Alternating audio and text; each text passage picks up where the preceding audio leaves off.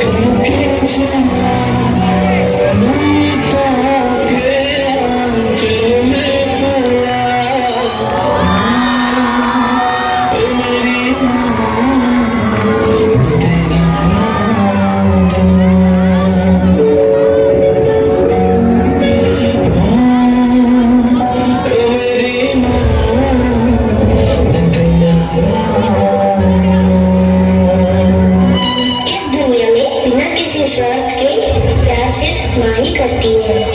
मेरे जमीन का जो आसमान है वो मेरी माँ है।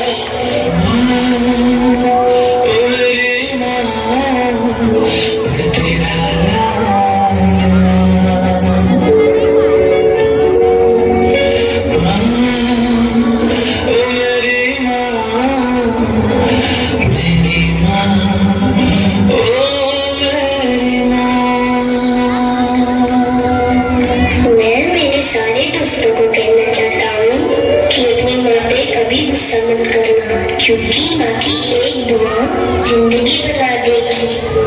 खुद रोएगी मगर तुमको हंसाएगी। भूल कर भी अपनी माँ को कभी मत रुलाना।